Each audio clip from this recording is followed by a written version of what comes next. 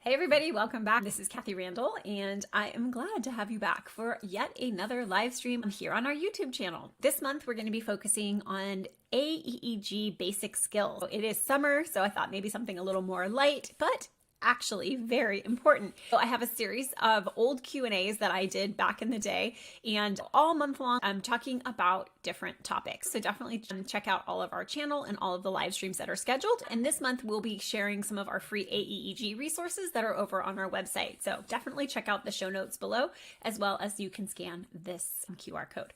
In this particular session, I'm going to focus on some of the basic skills around the 7 S's of aEEG interpretation. And I'm going to talk most specifically about the importance of background aEEG as it relates to babies who are undergoing cooling for HIE. So I hope you enjoy this presentation, and I'll see you at the end.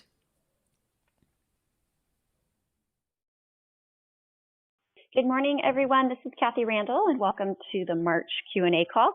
And I'm excited today to talk about with everyone aEEG and cooling. So probably if you've seen any of my teachings before, I oftentimes talk about these 6 S's or 6 items that we should always look at when we're interpreting aEEG. And I think for cooling specifically, it goes really well to actually all of these pieces. So the 6 S's are looking at the infant story. Then we want to look at the background activity or the strength of the brain. We want to look at sleep-wake patterns, symmetry between the right and the left, so looking for unilateral injuries. We want to look for stability, but really more importantly for our cooling babies, we're actually looking for improvement and change over time, because oftentimes they start out more depressed. And then, of course, for cooling kids, we're looking at seizures, since we know that about 80% of their seizures are going to be subclinical. So I think just as a reminder, these are the 6 S's that we should always be looking at, but specifically for cooling kids, there are some individual things that we want to look at in a little more detail. So just as a reminder, there are basically 5 patterns. I always like to, especially if you're teaching others about aEEG, it's always good to just remind people how simple aEEG really is. That there is really only 5 patterns. 1 is normal for term babies, 1 is normal for preterm babies, and the other 3 are not normal for anyone at any age, even you and I as adults. These are not normal tracings for us at any time of life. So the 5 patterns, we're all aware of them and very familiar with their names, and probably very familiar with the way that they look, even without the voltage limits on these pictures. We're all pretty familiar with them. Just as a reminder, there's just 5. And so what I like to do when I'm first teaching, especially nurses, to be learning how to interpret aEEG is just to really always think, number one, at that baby's story, because that's going to help inform you about what you expect to see. And so we always should go looking at our aEEGs about thinking about what do I expect or intend to learn from this tracing. And if you're the physician, why did you order it? And why are you looking at it now? So I think that it's always really a good idea to be having those things in mind. And when we think about the baby's history, we can think of their long-term history for as long, maybe their gestation. How long is their gestation? What's their gestational age? What is their now chronological age? But really, what was their OB history, depending on how far away or how close that was to when you're monitoring them, whether or not you're cooling, what stage of cooling you're in, and then what medications have they recently received. And so usually we're thinking about things that they've received sometime in the last hour. But when we look at injured brains, sometimes because of the ability for the body to clear those medications, it can be even up to 24 hours ago that they've received medications. So I think it's important to always look back at what's been ordered, what's been given, and use that in context of what you're seeing on the monitor. Because certainly we know some medications are going to suppress the brain. And so then it's going to inform us about whether or not we think that's injury or is that a result of medication. So I think, again, just looking at what's expected. And then if that doesn't match up, then starting to think of reasons why that might not match up. So just as a little further detail about thinking about the patterns that we see, the effect of injury, so especially today talking about kind of the impact of cooling in HIE, what are the kinds of patterns that we see with HIE typically? And then, of course, just as an add-on, kind of gestational age, what are some of the things that we oftentimes see from a gestational age point of view related to these background patterns? So if we see continuous normal voltage, there's either no injury or extremely little injury. Of course, if babies are older in gestation, we might see continuous normal voltage as well. Discontinuous for a term baby. So of course, when we're talking typically about HIE, we're talking about term babies. So in this case, we're thinking about a discontinuous pattern is not what we would typically expect for a term baby. And so whether that's an indication of mild injury or even potentially some effect of medication or sedation that we've given that is maybe explaining why we see discontinuous. Then, of course, burst suppression, especially if it's really transient, maybe only lasting a few hours, might be indicative of a mild injury. Certainly, it should be severe injury if it persists. And then, of course, continuous low voltage just always being an indication of severe injury, especially in a term baby, as opposed to a fetus, as you can see in early second trimester, they may have a continuous low voltage as kind of a typical expression of a extremely fetal EEG. So again, just kind of thinking about that depending on the level of HIE, maybe depending on the Sarnot score, you may expect to see some of these things. Of course, we always hope to see something better to give us a better prognosis. But again, these are things we might expect if we do have aEEG on a kid with HIE. So this is just a slide sometimes I show, just again saying for term babies, really only the green or good is that continuous normal voltage, as opposed to our preterm babies where really we expect them to probably have a discontinuous trace to some degree. If their gestational age is approaching more of a term baby, we expect to see them continuous normal voltage. Burst suppression like looking patterns for our extremely premature babies, 22, 23 weekers, and of course, really never normal to see a viable infant having a low voltage or in an active trace. So I thought in just prompting some discussion is looking back at why do we like aEEG for kids with HIE, and this is a pretty classic study. So if you're not familiar with it, it's a little bit out of date now that we're in this cooling era, but really this is going back to Cherhaas and their group, and this was published in 2004. And it's a very busy slide, so I'll walk you through it if you've never seen it before. It's actually one of my favorite research graphs. But basically, the way that I read this and the way that it was originally described to me, on the left-hand axis, those are the actual patient number. And then on the bottom scale is time. So just to orient you to that these are individual patients, and this is a time scale for their aEEGs over time. And these are infants who were born with HIE. And this was, again, early 2000s. These infants were not being cooled. And what they did is they broke them into groups of babies who had normal outcomes, mildly abnormal outcomes, and then extremely abnormal outcomes and death. So you see that on the far right-hand side. And then they color-coded their aEEGs to just show the progression of aEEG over time. And so we can look at the kind of the blue colors are the continuous normal voltage. The purple would be if they had sleep. The green is if they had discontinuous tracing. And if it's superimposed with any kind of checkerboard pattern, that meant that they had epileptic activity, any kind of seizure at all. Yellow is burst suppression. And then the orange is continuous low voltage, and the red is flat. So if we look just at the normal section, the babies who had normal outcomes, so that's going to be those babies that are from number 28 and below, you see sprinkled there. You can see that for the most part, they are all kind of sitting in this green and blue zone. We have a couple babies who started out number 22, I think it is, or right above number 22, who started out as red, flat tracing. That was right around 6 hours of age. Then you can see quickly transitioning into continuous low voltage and then switch to discontinuous pretty quickly.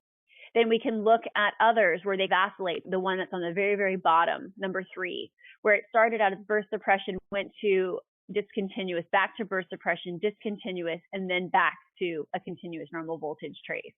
So I really enjoy looking at it this way. This way to see that for the most part, kiddos who have a normal outcome are actually those kids who had either a brief time sitting in those abnormal traces, but for the most part, we're sitting somewhere in our discontinuous or our continuous normal voltage patterns. Then we move up to the mildly abnormal section, and those are babies who had mild outcomes, and I believe it's 18 or 24 months outcomes they looked at. And these kids, you can see also, some of them actually had pretty normal traces right from the beginning, which is always disturbing, right? Because those are the kids that we don't expect. You can see that baby number 19 had a normal trace, and there's a gap. And then you can see at almost 72 hours started having seizures. So again, that's kind of an interesting one where they didn't monitor, but maybe he started showing clinical signs. So they remonitored, and then they saw seizures. That's that green one where you see the gap, and then the other recording there right at 72 hours. Then you see the others, again, similar to our healthier kids, where they went through these periods of low voltage, then burst suppression, interspersed with a few seizures, and then you see returning to a discontinuous trace, which we would expect. And then we look at our abnormal babies on this particular graph, and that they are primarily the babies who are having the continuous low voltage tracings. They're having flat tracings, a lot of burst suppression. And most notably, you'll see many of these babies having some sort of seizure activity as well, which again really tells me that we need to be monitoring these kids continuously, because there's just so high risk for the ones who are going to have the worst outcomes are going to be the ones who have this really high seizure burden. So again, this is pre-cooling. So many people still wonder, what do we do now that we're in this cooling era, and do these numbers do they really fly? So you can see that the kids who did the best had a return of kind of a normal pattern, somewhere around 24 to 36 hours. So that used to be our cutoff. We used to say these kids need to, by 36 hours, have a better tracing, or we're going to have more suspicion for long-term issues. So probably all of you are then aware of kind of the follow-up that Mariana Sorensen, Lena Hellstrom-Westis, Linda DeVries, and others did, looking and seeing at whether or not this time to return to normal trace was still accurate when we looked at kids who had been cooled. Have all of you seen this before? So I was going to just go over it really briefly if you haven't. But it really does say that time to normal trace continues to be a strong predictor. But the little asterisk or the little caveat to that is now we give them until 48 hours. So we wait those first 2 days of cooling, then we really hope to see a return of normal pattern. If we don't, then we have a higher level of suspicion. This is a published article, or an article that was published in Pediatrics in 2010, in July of 2010. If you haven't read through the whole length of it, it's really a great article. But basically, in this graph, the red babies were the normal thermic babies. Those are the babies who were not cooled. So these were babies that were in the TOBY trial. So they had controls and they had cooled babies. So then they looked at those babies and compared their aEEGs. So we can see that the red babies are the not cooled, and then the blue blue icons are the babies who were cooled.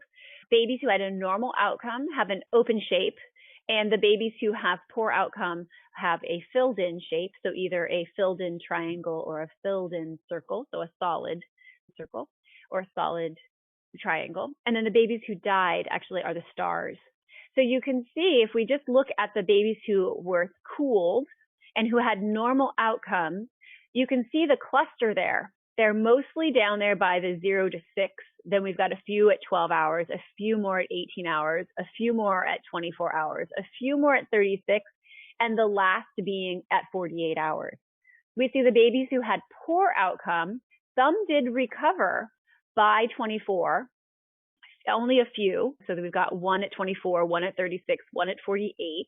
And then we've got a couple that are there at 60 hours, a couple who never regain, and a couple, and then a handful who die.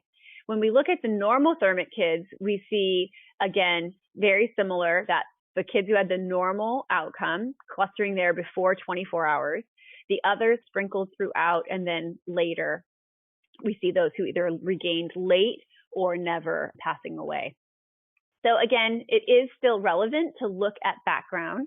We also can look at this one, looking at the effect of background, again, this is just seeing it out for your predictive value and looking that for our cooled babies, we don't really see that same power that we used to see with our normothermic kids. You can see that the predictive value stays above 0.8 for our non-cooled normothermic kids all the way along from 3 to 6 hours all the way out through 72. For our cooling babies, the predictive value is not there until we get past 36 hours. So again, we need to wait all the way, and really that 48 hours is really where we match back up to those that full predictive value.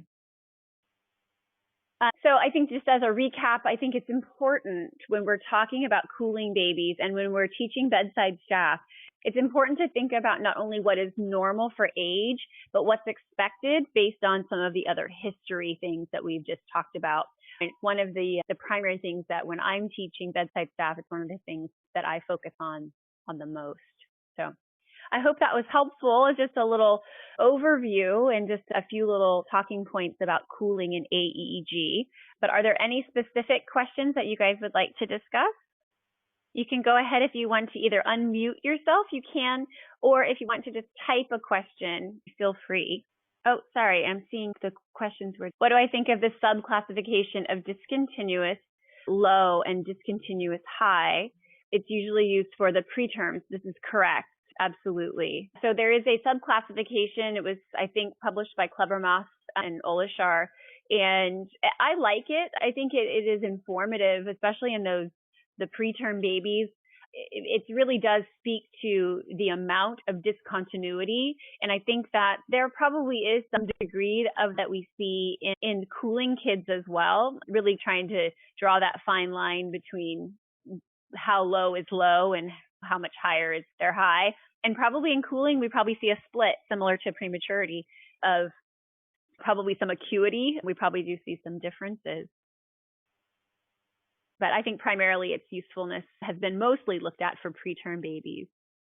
There's a question about whether or not aEEG should be used as an indication for cooling.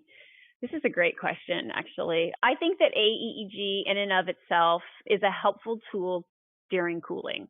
My personal opinion about it is that we used aEEG as a qualification when we were trying to figure out which kids were the sickest, when we didn't know whether or not cooling was safe. Based on the NICHD, the body cooling trials that didn't use EEG as a qualification, we still see a favorable benefit. So I think we should monitor, for sure. I think we should monitor. But I think to not cool a child who clinically meets criteria because the aEEG isn't fully showing the extent of injury, I think we may miss a few kids. There's always the chance that there may be some sort of artifact that is unidentified that makes the pattern look more normal.